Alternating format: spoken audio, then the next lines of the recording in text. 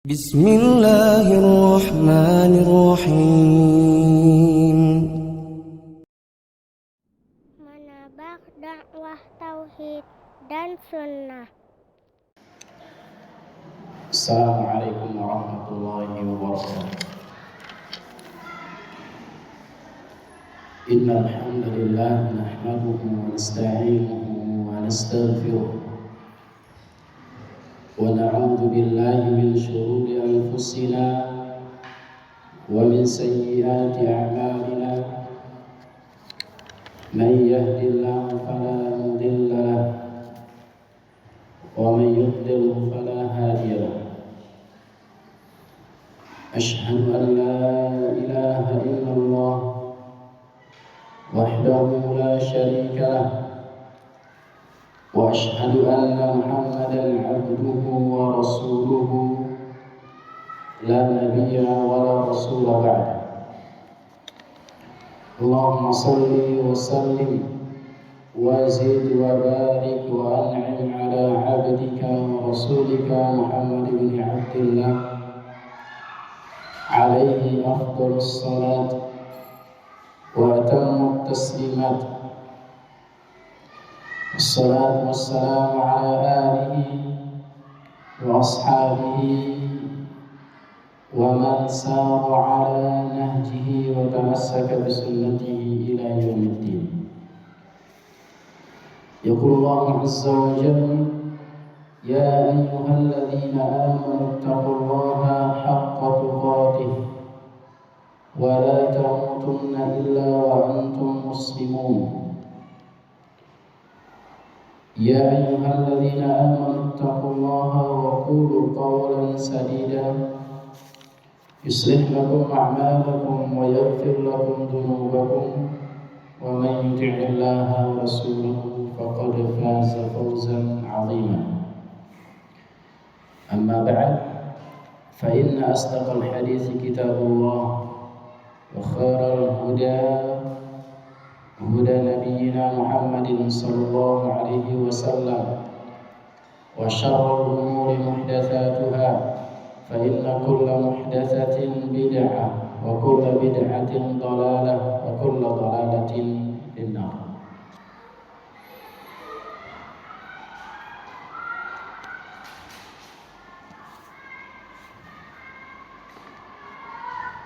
Para jamaah kaum muslimat, semoga senantiasa dirahmati oleh Allah Subhanahu wa taala. Kita bersyukur kepada Allah Subhanahu wa taala sehingga pada kesempatan yang mulia ini kita masih diberikan kesempatan oleh Allah Subhanahu wa taala untuk menghadiri majelis yang mana dipelajari syariat Islam, firman-firman Allah Subhanahu wa taala dan sabda-sabda Nabi-Nya yang mulia sallallahu alaihi wasallam. Dan kita juga bersyukur masih dalam keadaan beriman dan masih dalam keadaan Islam. Salawat serta salam marilah kita senantiasa kirimkan kepada Nabi kita Nabi Muhammad sallallahu alaihi wasallam sebagai bentuk keimanan dan bukti kecintaan kita kepada Nabi kita Nabi Muhammad sallallahu alaihi wasallam. Para jamaah yang dirahmati oleh Allah Subhanahu wa taala, pada kesempatan pagi menjelang siang ini insyaallah kita akan membahas berkaitan dengan lisan. Lisan ini para jamaah merupakan nikmat dari Allah Subhanahu wa taala yang patut kita syukuri dan banyak sekali orang melalaikannya. Padahal jelas-jelas Allah Subhanahu wa taala mengatakan alam naj'al lahu 'ainain wa lisanan wa syafatain. Bukankah kami telah menjadikan atau membuat kepada mereka ainain, dua mata, wa lisanan, dan satu lisan, satu lidah, wa syafatain, dan dua bibir. lisan dan bibir ini merupakan nikmat dari Allah Subhanahu wa taala yang bisa menjadi sebab ditinggikan derajat seseorang, juga bisa menjadi sebab direndahkan derajatnya oleh Allah Subhanahu wa taala. Sebagaimana kata Nabi sallallahu alaihi wasallam dalam sebuah hadis yang sahih dari riwayat Al-Imam Al-Bukhari rahimahullahu taala dari sahabat yang mulia Abu Hurairah radhiyallahu taala anhu, bahwasanya Nabi sallallahu alaihi wasallam mengatakan, innal 'abda la yatakallamu bil kalimati min ridwanillah la yulqi laha balan yarfa'uhu Allah biha darajat. Sesungguhnya ada sebagian orang, ada seorang hamba, seorang manusia yang dia berbicara dengan keridhaan Allah Subhanahu wa taala. La yulqi laha balan. Dia menganggap ucapannya itu adalah ucapan yang sepele, ucapan yang ringan, ucapan yang biasa-biasa saja. Yarfa'uhu Allahu biha darajat. Akan tapi Allah Subhanahu wa taala mengangkat derajat seorang tersebut dengan ucapan tersebut. Dengan sebab lisannya diangkat derajatnya oleh Allah Subhanahu wa taala melalui ucapan-ucapan yang ringan, ucapan-ucapan yang mungkin kita anggap sepele, kita anggap biasa-biasa saja, namun sangat berat timbangannya di sisi Allah Subhanahu wa taala. Kemudian beliau juga mengatakan, wa innal 'abda la yatakallamu bil kalimati min sakhatillah. Ada sebagian orang juga yang dia berbicara mendatangkan murka Allah Subhanahu wa taala. La yulqi laha balan, yang dia juga menganggap ucapan itu adalah ucapan yang sepele, ucapan yang asal ngomong, ucapan yang ringan menurut dia. Yahwi biha fi jahannam, akan tapi itu menyebabkan dia dimasukkan ke dalam neraka jahanam oleh Allah Subhanahu wa taala.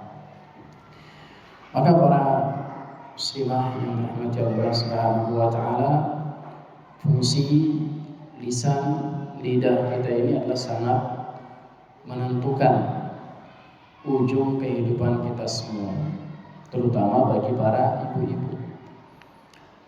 Sebagaimana yang sering sudah dijelaskan oleh para asatidzah kita, bahwasanya ucapan ibu itu adalah ucapan yang mustajab doanya. Ya, apalagi kalau lagi marah. Kalau lagi marah biasanya lebih dekat kepada mustajab, namanya ucapan seorang ibu. Maka nasihatkan kepada ibu sekalian, kalau lagi marah dijaga lisannya. Kalau bisa ucapkan yang bagus-bagus kalau lagi marah. Misalkan lagi marah, dasar kamu hafiz Al-Quran misalnya, atau dasar kamu jadi ulama, ataupun yang lainnya, ucapan-ucapan yang bagus. Bisa nggak ibu? Insya Allah bisa.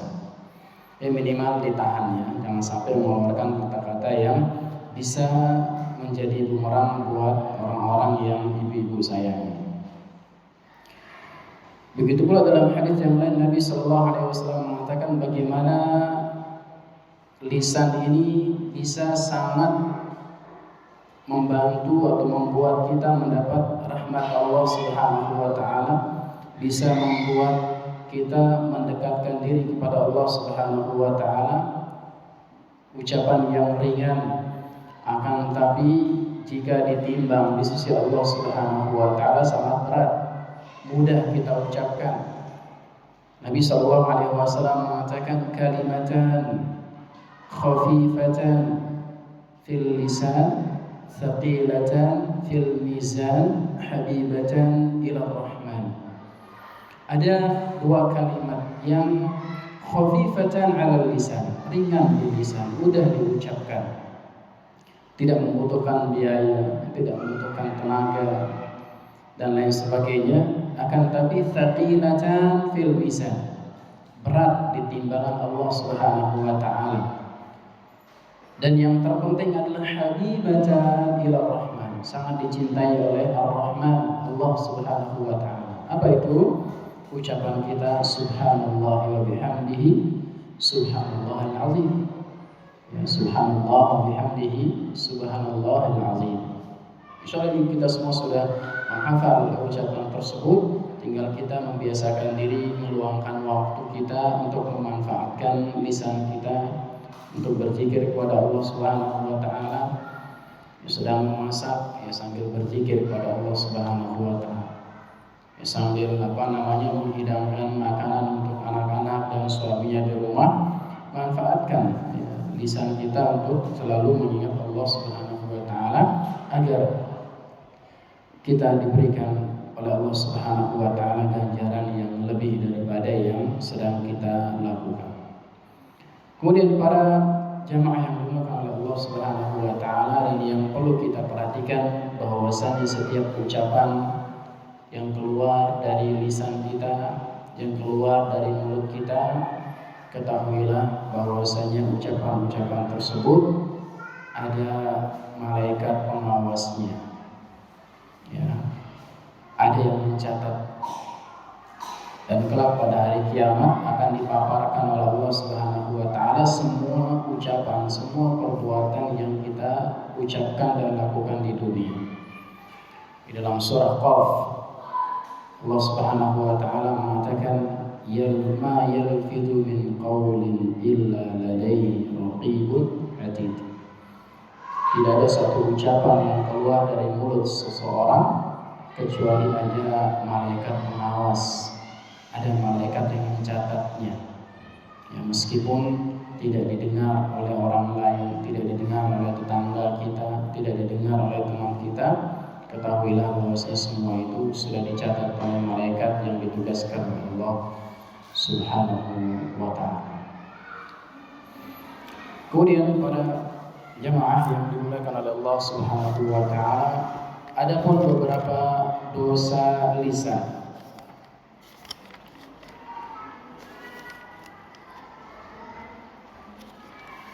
Yang disebutkan oleh penulis buku ini adalah yang pertama, an-nutqu bisyirki wal kufri. An-nutqu bisyirki wal kufri, mengucapkan ucapan kesyirikan dan kekufuran. Dan ini yang paling berbahaya. Seseorang bisa terjerumus ke dalam kesyirikan dan kekufuran dengan lisannya. Banyak orang bermudah-mudahan mengucapkan sesuatu yang bisa mendatangkan dan bahkan termasuk dari pembatal-pembatal keislaman, dia ucapkan dengan lisan tersebut. Yang dia tidak menyangka bahwasanya ucapannya tersebut adalah ucapan yang berat di sisi Allah Subhanahu wa taala. Dahulu pada zaman Nabi SAW, orang-orang munafik yang mereka mengejek para sahabat Nabi Muhammad SAW ketika berperang. Mereka mengatakan ini sahabat-sahabatnya Nabi ini perutnya buncit-buncit ini kata. Kalau lagi perang makan aja kerjaannya, ucapan mereka.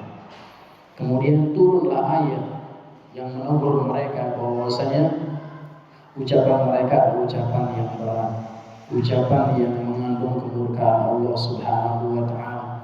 Maka Nabi SAW membacakan ayatnya, la ta'tadiru, janganlah kalian mencari-cari alasan, mencari-cari uzur, mencari-cari pembenaran.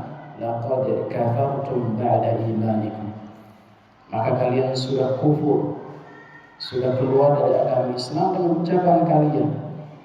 Nabi SAW menjelaskan pada mereka karena mereka meminta maaf. Ya Rasulullah, kami cuma nahudu wa nal'ab, cuma bercanda saja, kata mereka. Tapi Allah Subhanahu wa taala menghukum mereka dengan kekufuran oleh sebab lisan-lisan mereka.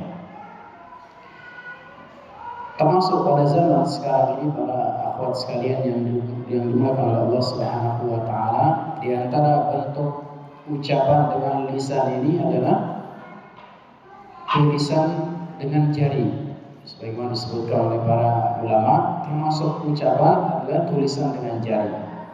Jadi setiap tulisan yang kita tulis di mana saja, ya mungkin ada yang punya Facebook ya, ada yang bikin status di WhatsApp-nya, maka ini akan dihisab oleh Allah Subhanahu wa taala. Karena zaman sekarang praktek-praktek kesyirikan itu bukan hanya di rumah mereka saja, para dukun itu. Sekarang sudah online, ya. Bahkan sudah diiklankan di media-media, di koran, di media-media online sudah iklan para dukun. Sampai sering beredar, ucapkan ini, kalau tidak diucapkan ini atau tidak share di 5 grup akan terjadi begini dan begini. Itu sudah banyak sekali beredar. Bagaimana praktek-praktek yang menjerumus kepada kesyirikan, atau mengucapkan ucapan-ucapan yang mengandung kekufuran, mengandung kesyirikan, membaca jampe-jampe, mantra-mantra. Ini adalah di antara dosa-dosa lisan yang bisa menjerumuskan seseorang ke dalam kesyirikan dan kekufuran. Padahal Allah Subhanahu wa taala mengatakan innallaha la yaghfiru an yushraka bihi wa yaghfiru ma duna dzalika liman yasha. Sesungguhnya Allah Subhanahu wa taala tidak akan pernah mengampuni dosa syirik dan akan mengampuni dosa-dosa selain syirik. Dosa syirik apabila tidak bertobat di dunia sebelum meninggal dunia tidak akan pernah diampuni oleh Allah Subhanahu wa taala. Adapun dosa selain syirik, kalaupun dia tidak bertaubat di dunia, masih ada peluang untuk diampuni oleh Allah Subhanahu wa taala, kecuali yang berkaitan dengan sesama manusia. Ya, kalau kaitannya dengan Allah Subhanahu wa taala masih ada harapan. Dan ini adalah akidah Ahlussunnah wal Jamaah yang membedakan kita dengan kelompok Khawarij yang mereka mengeluarkan orang-orang yang pelaku dosa besar dari Islam. Orang Khawarij, orang-orang pelaku dosa besar, maka dia keluar dari Islam. Ya, ini adalah di antara pokok akidah Ahlussunnah wal Jamaah yang membedakan kita dengan mereka. Dan dia di antara contoh sebutkan di sini juga contoh-contoh dosa lisan yang mengandung kesyirikan atau kekufuran, kadu'ai ghairillah, seperti berdoa kepada selain Allah Subhanahu wa taala.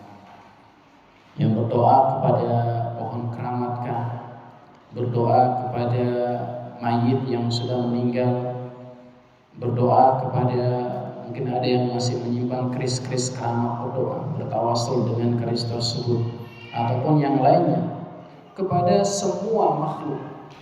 Ya, tidak boleh kita memberikan doa kita kepada selain Allah Subhanahu wa taala.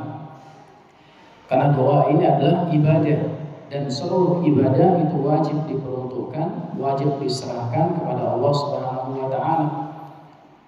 Nabi sallallahu alaihi wasallam mengatakan ad-du'a huwal ibadah. Doa itu adalah ibadah. Maka ibadah kita wajib kita peruntukkan kepada Allah Subhanahu wa taala, tidak boleh diperuntukkan, tidak boleh dipanjatkan kepada selain Allah Subhanahu wa taala. Wal half bi ghairillah, dan juga di antara bentuk-bentuk dosa lisan yang mengandung kesyirikan dan kekufuran adalah bersumpah kepada selain Allah Subhanahu wa taala.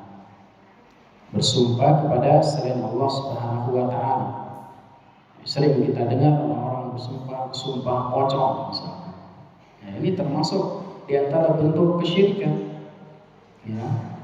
Atau dia mengatakan demi apa misalkan?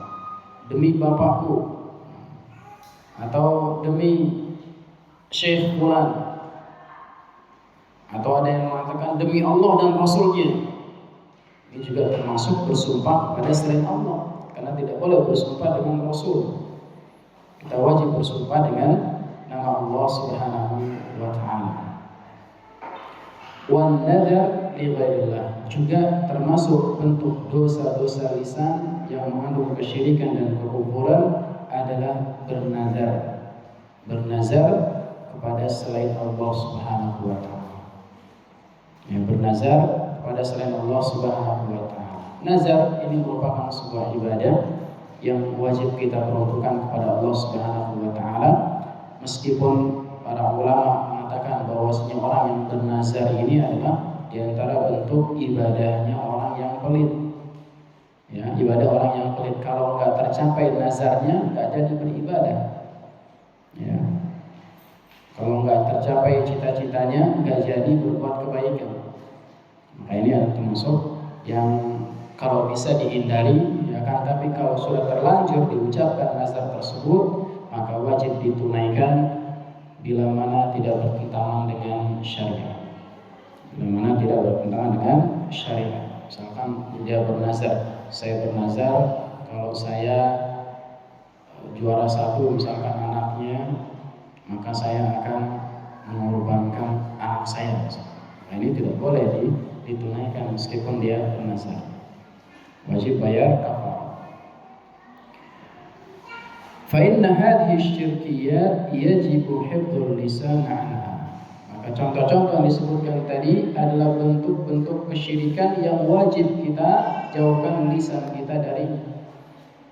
Tidak boleh berdoa kepada selain Allah, tidak boleh bernazar kepada selain Allah, tidak boleh bersumpah kepada selain Allah Subhanahu wa taala dan yang lain.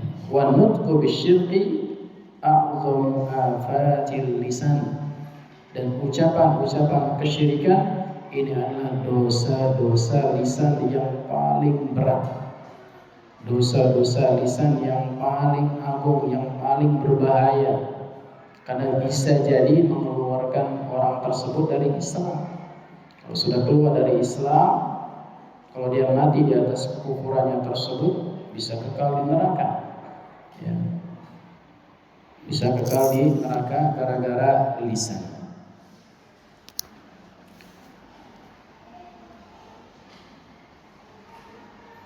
Waqad yantiqu bil kufri kasabbillahi wa rasulihi. Terkadang seseorang mengucapkan ucapan dengan lisannya dengan mencela Allah dan mencela Rasulnya Sallallahu Alaihi Wasallam. Dan ini yang sering kita dengar. Ya, belakangan ini begitu mudah orang mencela Allah, mencela Rasul. Di antara bentuk mencela Allah adalah mencela syariat Allah. Di antara bentuk juga mencela Rasul adalah mencela syariat Rasulullah SAW, mencela sunnah-sunnah, yang mencela ajaran-ajaran Allah dan Rasulnya. Ini adalah di antara bentuk celaan kepada Allah dan celaan kepada Rasulullah SAW yang wajib kita jauhi dari kita. Kita ajarkan anak-anak kita dan keluarga kita untuk menghindari hal yang demikian. Meskipun bercanda. Zaman sekarang begitu mudah seorang bercanda dengan syariat. Seolah tidak ada lagi candaan-candaan yang lain. Bercanda boleh-boleh saja, bergurau bersama keluarga, bersama teman, boleh-boleh saja asalkan ada batasannya. Tidak terlalu berlebihan, tidak pula bercanda dalam hal yang berkaitan dengan syariat Islam. Fa inna hadza kufrun yaqulullahu fi kitabihi al-karim. Ucapan pencelaan kepada Allah dan Rasulnya ini adalah sebuah ucapan kekufuran, sebagaimana kata Allah Subhanahu wa taala di dalam surah At-Taubah ayat yang ke-65 dan 66. Allah Subhanahu wa taala mengatakan, wala in sa'altahum la yaqulunna innama kunna nakhudu wa nal'ab. Kalau kalian bertanya kepada mereka yang bercanda, yang mencela Allah dan mencela Rasulnya SAW, mereka akan mengatakan inna kunna nakhudu wa nal'ab. Kami cuma bergurau saja, kami cuma bercanda saja, membuat orang ketawa, misalkan seperti stand up komedi yang mencela syariat ini. Mereka menjual ayat Allah dan Rasulnya SAW untuk membuat orang ketawa saja. Maka kata Allah Subhanahu wa Taala, "Qul abillahi wa ayatihi wa rasulihi kuntum tastahzi'un." Katakanlah wahai Muhammad, apakah dengan ayat-ayat Allah, apakah dengan Rasulnya kalian bercanda, membuat orang ketawa dengan mencela syariat, mencela Allah dan mencela Rasul? La ta'tadhiru qad kafartum ba'da imanikum. Jangan kalian mencari-cari uzur, jangan kalian mencari-cari alasan. Qad kafartum ba'da imanikum, maka kalian sudah kufur setelah keimanan kalian. Maka ini yang pertama pada jamaah yang dimuliakan oleh Allah Subhanahu wa taala, di antara dosa-dosa lisan yang sejatinya kita harus menghindarkan diri kita darinya. Kemudian yang kedua, di antara dosa-dosa lisan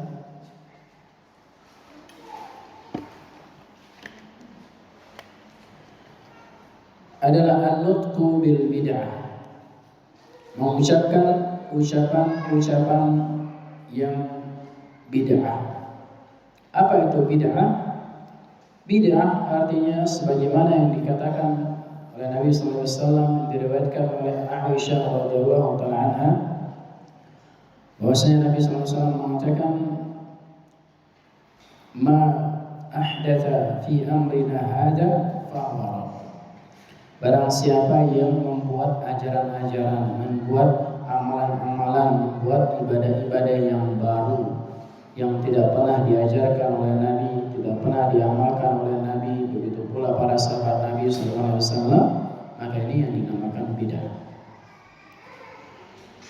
Ya, umum, baik ucapan, perbuatan, ibadah-ibadah dan yang lainnya yang tidak pernah diajarkan oleh Nabi Muhammad sallallahu alaihi wasallam, maka ini adalah termasuk bid'ah.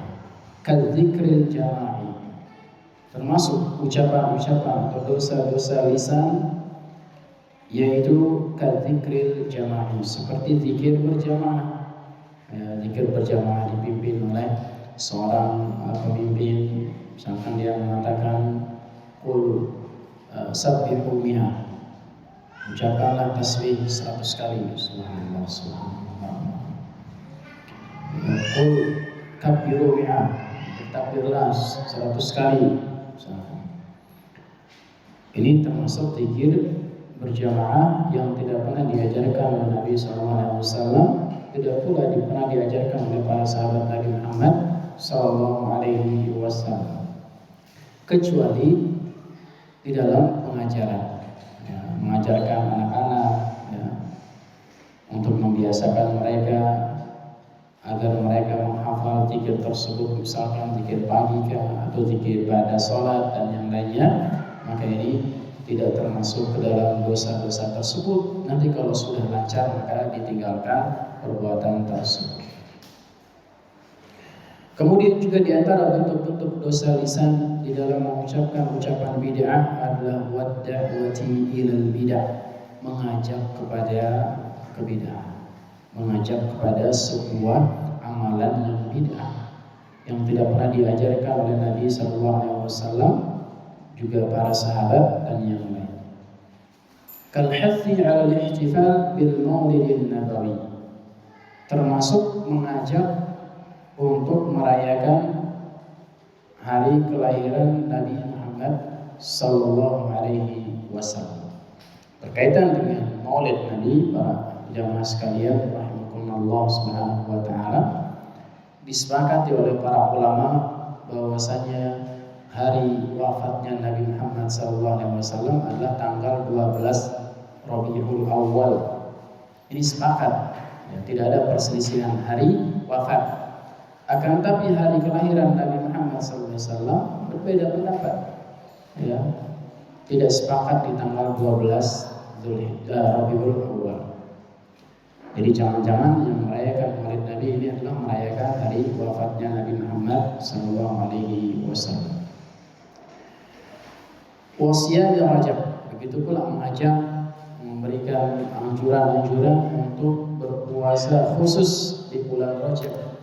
Ya, puasa apa namanya? Puasa bulan Rajab.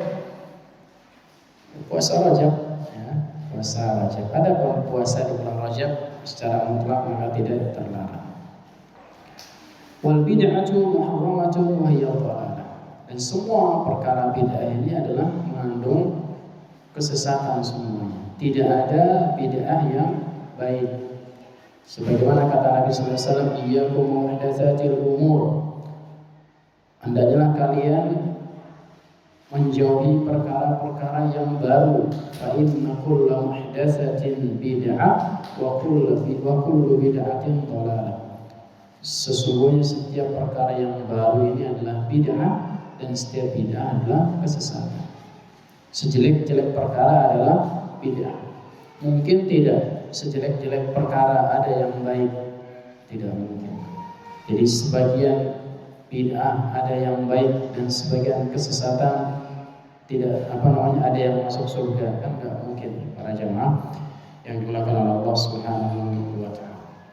Ini yang kedua di antara bentuk dosa-dosa lisan, dan ini juga sangat berbahaya. Dan ini berkaitan dengan syariatnya Nabi Muhammad SAW. Apabila kita menganggap ada perkara-perkara yang tidak disampaikan oleh Nabi Muhammad SAW berupa kebaikan dari Allah Subhanahu wa taala, disebutkan oleh para ulama bahwasanya faqad za'ama anna Nabi sallallahu alaihi wasallam khana risalah. Seolah kita menganggap Nabi itu mengkhianati risalah.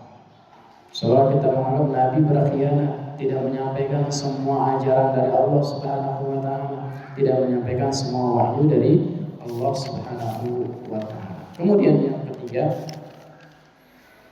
di antara bentuk-bentuk dosa lisan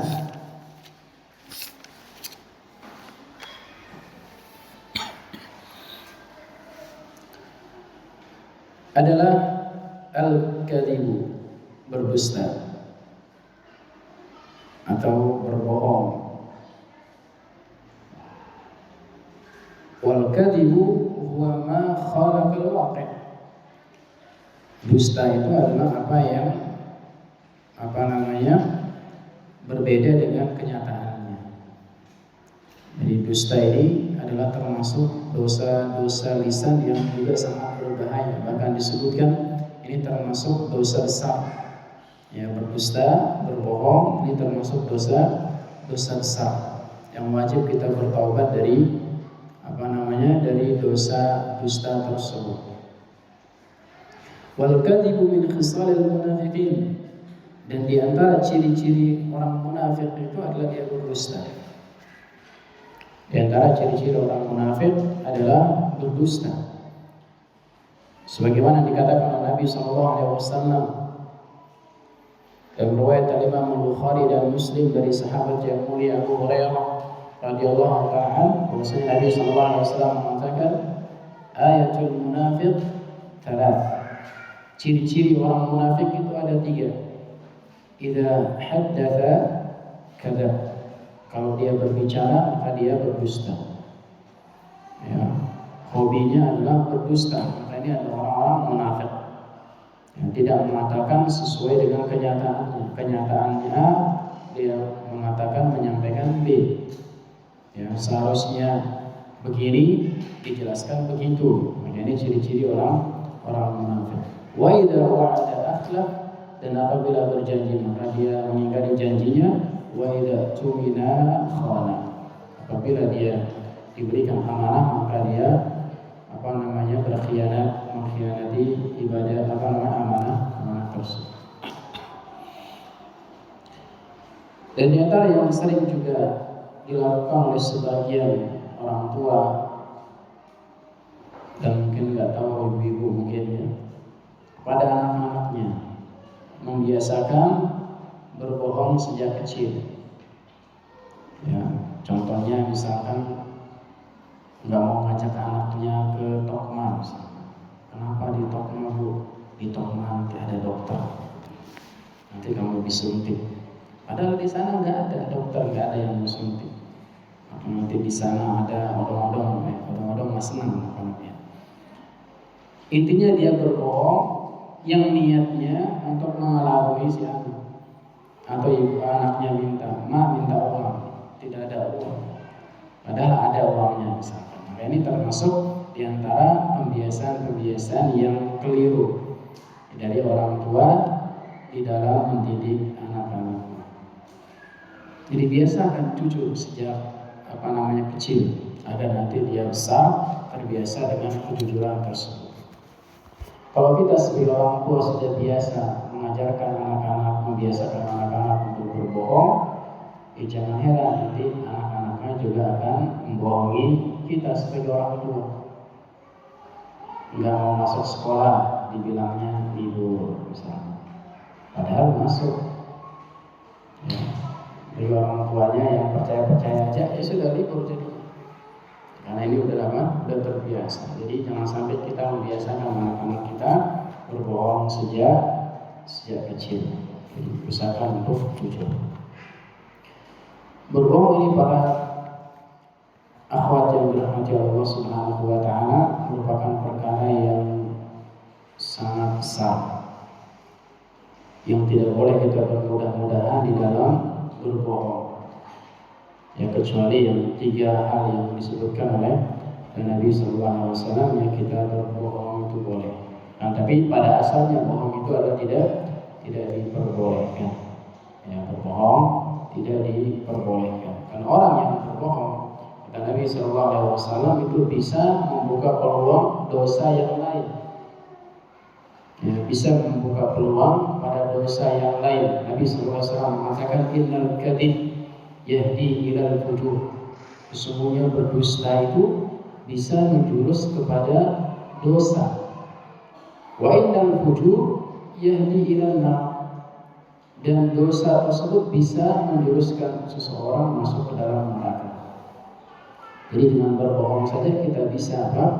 Bisa masuk atau disebabkan masuk ke dalam neraka Allah Subhanahu wa taala. Wala yazalul 'abdu yakdzib.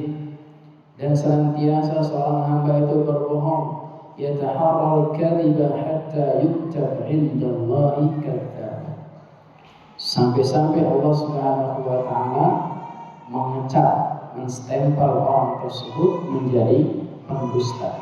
Jangan sampai kita dicap oleh Allah Subhanahu wa taala sebagai pendusta. Dengan apa? Dengan membiasakan atau terbiasa dengan berbohong. Baik berbohong sama siapa saja, sama anak, sama suami, sama tetangga, ataupun yang lainnya. Maka ini harus kita hindari perkara-perkara tersebut.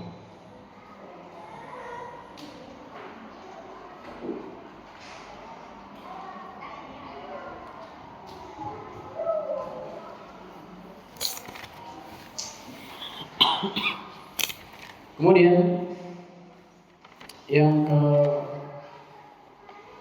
keempat, di antara dosa-dosa lisan adalah al-ghibah.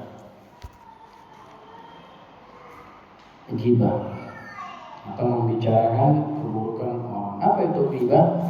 Akhwat sekalian, ghibah sebagaimana dikatakan oleh Nabi sallallahu alaihi wasallam pernah bertanya kepada para sahabat, "Wahai para sahabatku, atadruna mal ghibah?" Wahai para sahabat, tahu enggak kalian apa itu ghibah? Maka para sahabat bertanya, para sahabat menjawab, Allah wa rasuluhu a'lam.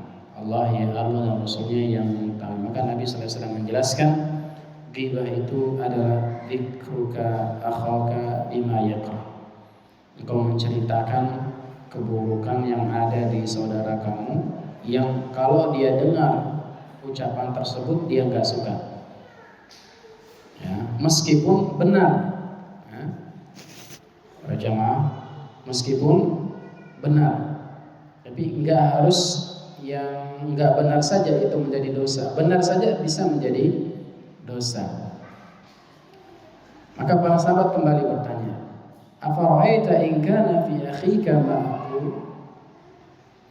Afara'aita in kana fi akhi ma aqul? Wahai Rasulullah, bagaimana kalau yang saya ceritakan itu ada pada saudara saya?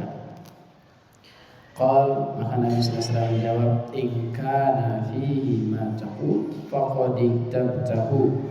Kalau engkau menceritakan yang ada pada saudara kamu, berarti kamu telah menggibahinya. Wa in lam yakun fihi faqad bahatta. Kalau enggak ada di saudara kamu maka engkau telah memfitnah. Jadi serba salah ya para jamaah, membicarakan orang lain itu serba salah. Kalau benar ghibah, kalau enggak benar fitnah. Ya, maka jangan, mudah-mudahan kita di dalam menceritakan keburukan ya, bukan kalau kebaikan boleh kita menceritakan pada saudara kita sebagai motivasi mungkin atau sebagai penyemangat buat kita di dalam mengikuti atau meniru saudara kita tersebut. Dan dosa ghibah ini adalah dosa yang sangat besar. Allah Subhanahu wa taala mengatakan dalam surah Al-Hujurat, ya ayyuhalladzina amanu ijtanibu katsiran minadh-dhann inna ba'dadh-dhanni itsm wa la tajassasu wa la yaghtab ba'dukum ba'dha. Janganlah kalian menggibahi sebagian di antara yang lainnya. Ayuhibbu ahadukum an ya'kula lahma akhihi maitan fakarihtumuh. Apakah kalian mau memakan bangkai saudaranya yang sudah mati, yang sudah bau? Fakarihtumuh, maka kalian pasti akan membencinya. Menggibahi saudara itu sama saja memakan daging bangkai saudara kita yang sudah meninggal. Karena kehormatan saudara dan saudari kita itu sudah merupakan hak dari saudara kita yang harus kita jaga. Ya, tidak boleh kita sebarkan, tidak boleh kita omongkan, tidak boleh kita menjadi bahan obrolan. Karena biasanya kalau sudah kumpul 2 atau 3 orang sambil nunggu anaknya mungkin pulang sekolah, pasti ada yang dibicarakan. Ya, pasti ada yang dibicarakan, dan jauhi membicarakan keburukan orang lain, siapapun dia, ya teman kah, atau mungkin guru di sini, ya, atau tetangganya di rumah ataupun yang lainnya. Nabi sallallahu alaihi wasallam mengatakan fa inna dima'akum wa amwalakum wa a'radakum 'alaikum haram. Sesungguhnya darah-darah kalian, harta-harta kalian, dan kehormatan kalian itu haram. Haram artinya sangat berharga, terhormat. Tidak boleh ditumpahkan darahnya, tidak boleh diambil hartanya, tidak boleh juga dicoreng kehormatannya. Kahurmati yaumikum hadza, seperti keharaman kemuliaan hari ini, yaitu pada hari Arafah. Fi baladikum hadza, juga seperti kemuliaan keharaman negeri ini di Makkah. Fi syahrikum hadza, dan seperti kemuliaan dan keharaman bulan ini, itu bulan Zulhijjah. Maka ini para akhwat yang dirahmati Allah Subhanahu wa taala, antara dosa-dosa lisan yang juga sangat berbahaya. Semua dosa-dosa lisan itu berbahaya, ya, mengandung ancaman siksaan di sisi Allah Subhanahu wa taala yang kita harus menjauhkan diri dari. Dan para ulama berselisih pendapat, apakah ghibah ini termasuk dosa besar atau bukan? Ya, apakah ghibah ini termasuk dosa besar atau dosa kecil? Al-Imam Qurtubi rahimahullah taala pernah menukil bahwasanya ini adalah ijma' para ulama termasuk dosa besar. Ya, Imam Qurtubi mengatakan bahwasanya ijma', sepakat para ulama, ghibah ini adalah dosa besar. Akan tapi mu'allif di sini mengatakan walam yasih hadzal ijma'. Akan tapi ijma' ini tidak benar. Waqad dzakara al-Hafiz Ibnu Hajar, Al-Imam Hafidz Ibnu Hajar mengatakan bahwasanya innaha min saghairidz dzunub, ghibah ini termasuk dosa kecil. Ya, dosa ini termasuk dosa kecil. Akan tapi meskipun dosa kecil para akhwat sekalian, para ummahat, tidak boleh kita bermudah-mudahan dengan dosa tersebut. Intinya di sini adalah yang dikuatkan oleh muallif bahwasanya ghibah termasuk dosa kecil sebagaimana yang dikatakan oleh Al-Hafidz Ibnu Hajar rahimahullahu taala. Kemudian di antara cara bertobat dari ghibah,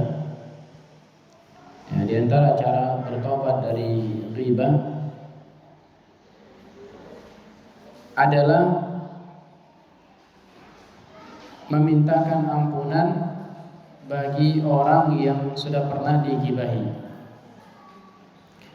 Memintakan ampunan bagi orang yang pernah digibahi. Sebagaimana kata Nabi sallallahu alaihi wasallam mengajarkan kita memintakan ampunan bagi orang yang pernah digibahi dengan ucapan Allahumma ighfir lana wa lahu. Allahumma ighfir lana wa lahu. Kemudian apakah cukup dengan memintakan ampunan saja atau kita wajib meminta maaf kepada orang yang pernah digibahi?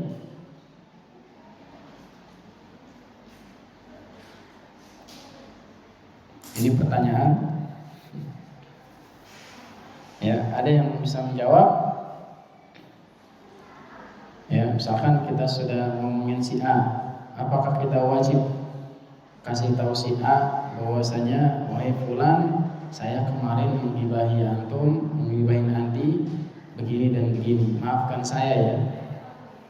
Ada yang pernah kayak gitu, Ibu? Kayaknya berat ya. As-sahih dan yang benar adalah annahu la yahtaju ila ihlalihi. Yang benar adalah tidak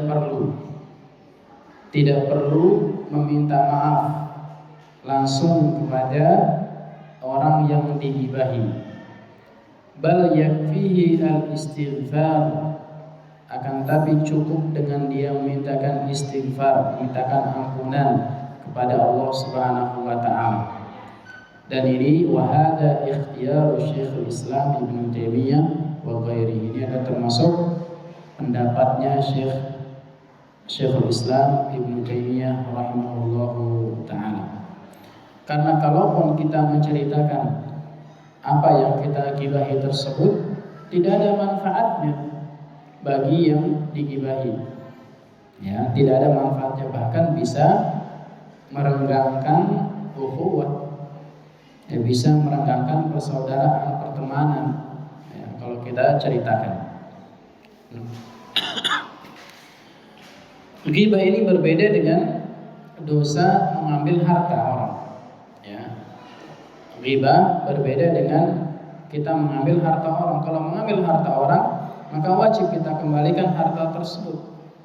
Ya, wajib kita kembalikan harta tersebut, karena ketika kita mengembalikan harta ada manfaat buat orang yang punya harta tersebut. Adapun ghibah tidak ada manfaat sama sekali. Ya, kita menceritakan bahwasanya kita pernah menggibahi si fulan, maka ini tidak ada manfaatnya sama sekali. Maka tidak perlu kita ceritakan, cukup kita bertobat dan kita memintakan ampunan untuk orang yang pernah kita gibahi. Semoga dengan harapan kita beristighfar dan memintakan ampunan buat yang pernah kita gibahi tersebut menjadi sebab Allah Subhanahu wa taala mengampuni dosa ghibah kita tersebut.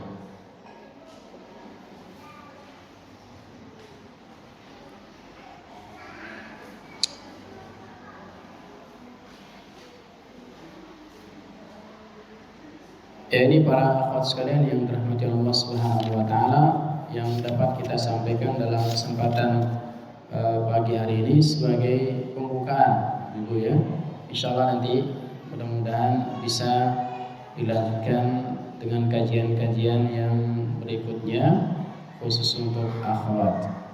Jika ada pertanyaan sebelum kita tutup, dipersilakan bisa ditulis dan dimasukkan lewat bawah hijab kalau ada.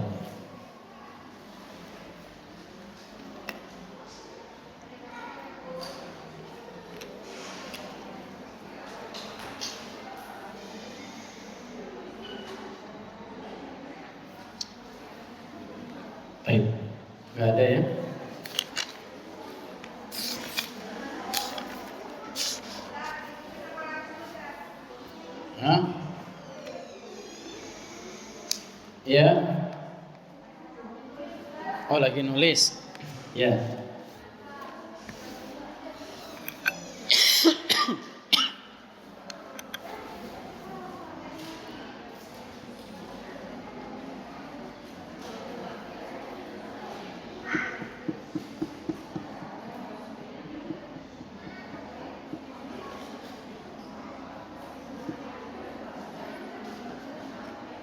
Baik. Pertanyaannya singkat aja ya, jangan satu lembar.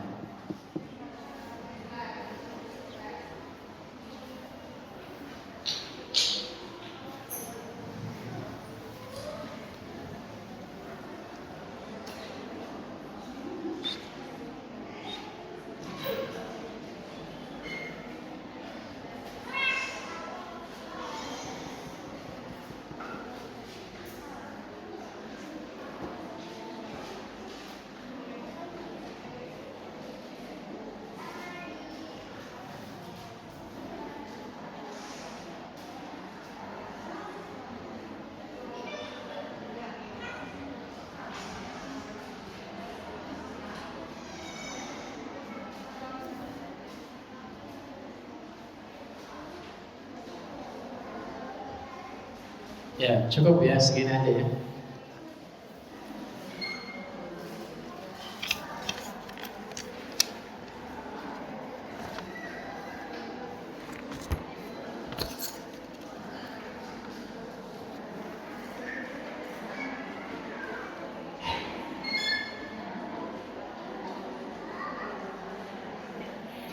Ya, ini ada pertanyaan. Assalamualaikum, waalaikumsalam. Apakah berbohong untuk kebaikan diperbolehkan dengan alasan untuk menjaga agar tidak terjadi perselisihan?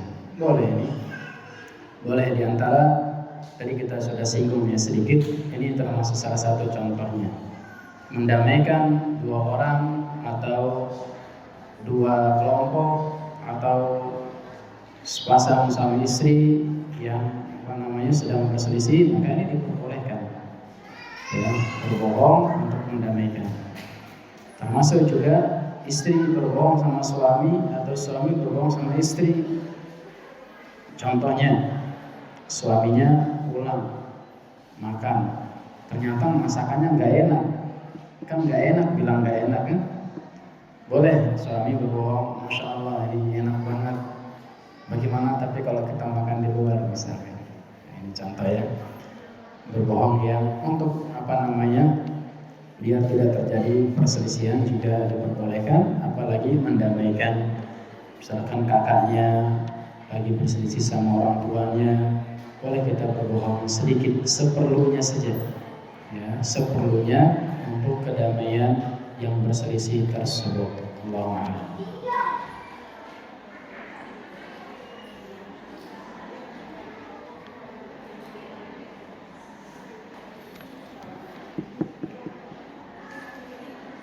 Ini ada pertanyaan yang kedua.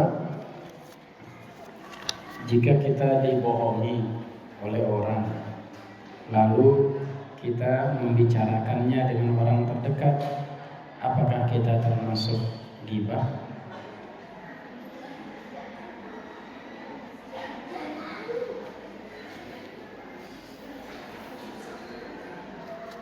Ya, tadi kaidahnya sudah kita sampaikan Ibu-ibu sekalian.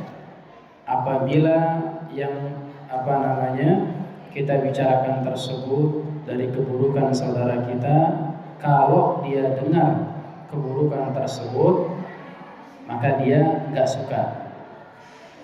Ya, itu intinya.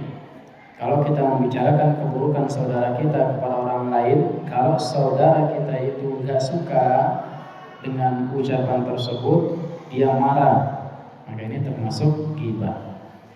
Ya, silakan dikiaskan dengan contoh-contoh yang ada. Intinya kaidahnya seperti itu.